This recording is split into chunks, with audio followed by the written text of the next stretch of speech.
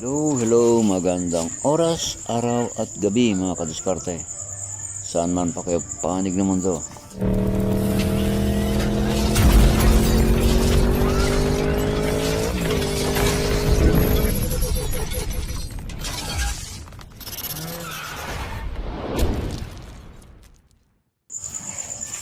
May personal project tayo rito mga kadiskarte. Yan.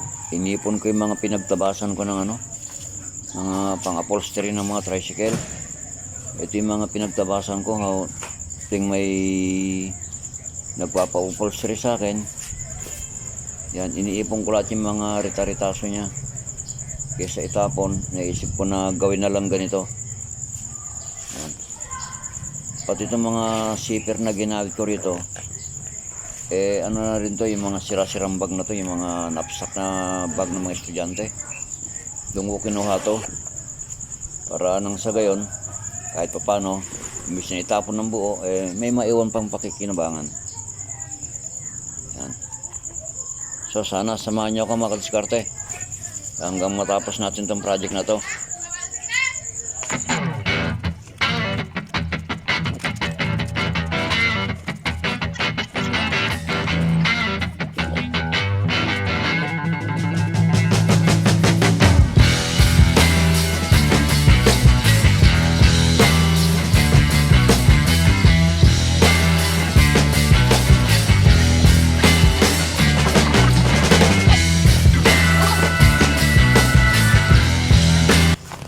Ito, tatakpan pa natin to para mas maganda. Lahat yan, lahat ng mga pinagtahian ganyan, tatakpan natin yan para mas malinis tignan.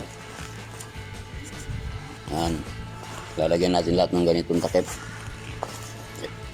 Yan, para mas maganda. So yan, nilagyan natin lahat yung mga dapat ilagay sa labas. Yan, meron na rin siyang handle. Yan. So, balang ilalagay na lang natin ito, yung zipper niya sa ibabaw. Yan, lalagyan na natin doon ng zipper. Okay na yun. Tone fishing.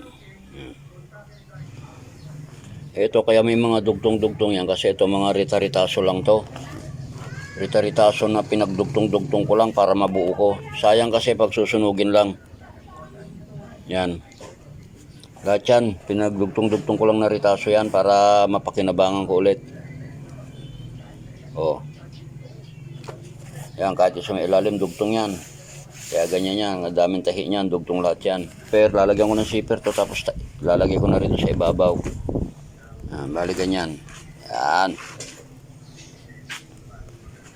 Yan, ganyan na itsura niya pag natapos yan. Yan yung loob niya. Ito, linagyan ko ng foam para hindi masakit sa likod pag bit-bit mo. Yan, may foam siya. Yan. Ito. Ritaso rin yung foam niyan, dinugtong ko lang para kinabangan na ilagay natin zipper sa ibabaw. Bali itatahin na lang natin yung kabila. Yan, maiksi kaya pinagdugtong na lang natin. Yan, lagyan natin yung stopper para hindi tumbo diretso yung niya, runner nya. Yun.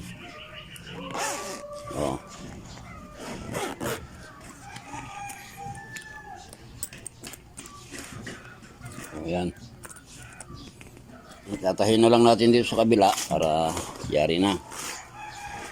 Okay na. Yan dyan. Tatahin na lang natin yan para swabe na. Tatahin na lang natin to. Ano? So, abangan nyo na yung pagkakayari mga kadiskarte. So, ito na yung pinaka-finish product niya mga kadiskarte. Yan. Kung yung mga ritasong yan tinapon ko, sinunog o sana hindi na ako nakabuo ng ganyan. Kung bibili ako ng ganyan, mahal. Kulang-kulang mong 1,000 yan sa online. Pero dahil may mga retaso akong pinagdugtong-dugtong, nakabuo ako ng ganyan. Bali ano yan, fishing bag yan. Lagayan ng mga fishing rod, mga fishing reel. Yan, yung mga accessories na ng ano, pamimingwit. Mahilig din kasi ako sa mga fishing mga kadiskarte. Mahilig ako sa mga fishing adventure. Hindi lang sa angling. Gumagamit din ako ng mga castnet para pangingisda. Mas maganda na kasi libangan yung ganun. Yung mag-fishing ka kaysa doon sa iinom ka ng alak, sigarilyo. Nakakasama sa katawan yon. Pero yung fishing, pagka maganda yung huli, hindi mo mararamdaman yung pagod mo, pati gutom. At hindi mo namamalayan yung oras. Pero pagka wala kang huli, yan, maramdam mo lahat. Pagod, gutom, init, yan. Pero okay lang yun. Maganda sa pakiramdam para sa akin. Meron man akong huli o wala. Basta ang mahalaga, nagawa ko yung gusto ko.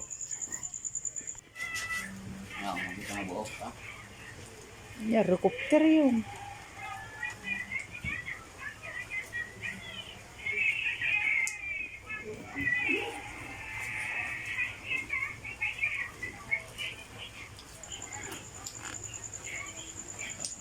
So, yan yung mga laman niya, mga kadiskarte.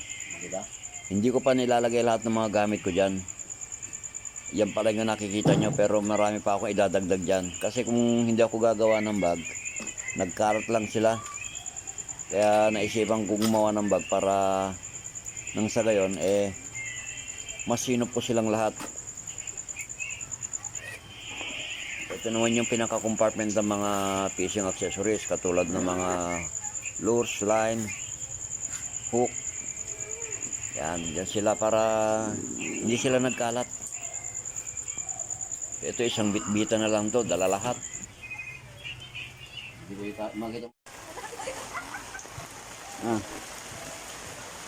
Pakasi ka dyan, tapos magna ka. Pakasi ka lang dyan, tilinong natahang ka, magkalituduan. Lain na ito, magna. Gana di bordong ka na!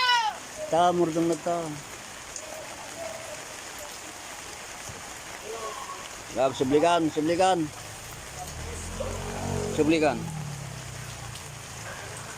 Ala, sumango.